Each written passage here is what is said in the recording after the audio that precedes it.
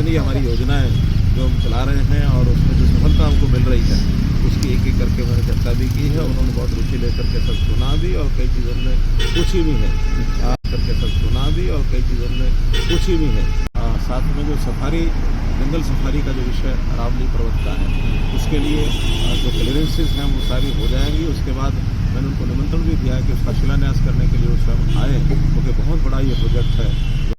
साथ में जो सूरजकुंड में 3 फरवरी को मेला शुरू होगा, आर्ट एंड क्राफ्ट मेला, इस पर भी मैंने निमंत्रण दिया कि उसके उद्घाटन के अवसर पर वो स्वयं आएँ, क्योंकि हम हर वर्ष किसी एक देश को पार्टनर कंट्री बनाते हैं, किसी एक प्रदेश को उसका थीम के रूप में, जैसे इस बार नॉर्थ ईस्ट के प्रदेशों को हमने उसमें बुलाया है और G20 के देशों के लोग भी जो यहाँ आए हुए होंगे। हालांकि उनका कोई प्रोग्राम उस लिस्ट में तो नहीं है, लेकिन फिर भी हम उनको निमंत्रण देंगे ताकि अलग अलग दिनों में 15-16 दिन का जो कार्यक्रम है वहाँ के लोग आकर के उसका आनंद लें। तो चलिए, ये उनका एक पॉलिटिकल कार्यक्रम है और पॉलिटिकल कार्यक्रम हर पार्टी अपना करती रहती है। उन्होंने भी यात्रा निकाली है, यात्रा निकालेंगे, बाकी लोग भी अपने कार्यक्रम करेंगे। तो जब चुनाव सामने आते हैं तो उस समय सब अपनी पार्टियाँ काम करती हैं, लेकिन जनता किसको स्वीकार करती है तभी ये होता है। जनता में कहीं किसी प्रकार का इस यात्रा को लेकर के कोई उत्साह नहीं है और बहुत सामान्य तरीके से जैसे चलती है वैसी एक यात्रा ये चली है।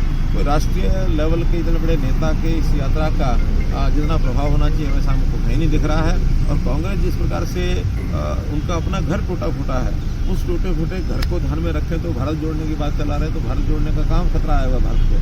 कोई भारत को खतरा नहीं है, कोई हरियाणा को खतरा नहीं है। अगर खतरा तो कांग्रेस पार्टी को है, तो उस कांग्रेस पार्टी अपने आप को कैसे बचा सकती है, ये चिंता उनकी होनी चाहिए। बचा पाएंगे अच्छा है, नहीं बचा पाएंगे तो उनका घर है, जैसा मर्जी चले। देखिए, जब कभी हमने कोविड के समय शुरुआत जब पहले चरण में हुई थी, उस समय जो प्रारंभिक चरणों में हमने इंतजाम किए थे तो उस समय ये कहते थे कि कोविड के बारे में सचेत नहीं है, कोविड के बारे में इंतजाम नहीं करते हैं, कोविड के बारे में ये नहीं करते हैं। एक वो काल था। एक आज ये काल है कि अगर दोबारा से देश में नहीं दुनिया में भी दोबारा से कोविड कहीं ना आ जाए, ये चिंता सबको है।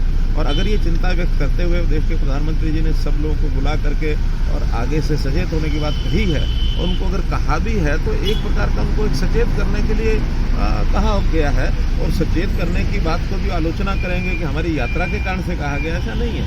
आखिर एक ऐसी भयंकर बीमारी है, न केवल अपने प्रदेश देश को, दुनिया को ये हिलाए बैठी है। तो सचेत करने के लिए इतनी बड़ी भारी संख्या में वो करते हैं, तो इसका कभी ना कभी कोई बात अगर दुष्प्रभाव हो गया तो मुश्किल ना हो जाए। हमने कोई यात्रा उनकी रोकी नहीं है, लेकिन उनको सचेत करना ये प्रदेश की सरकार का एक काम होता है। हमने सचेत किया कि सावधानी बरतने के साथ। धन्यवाद।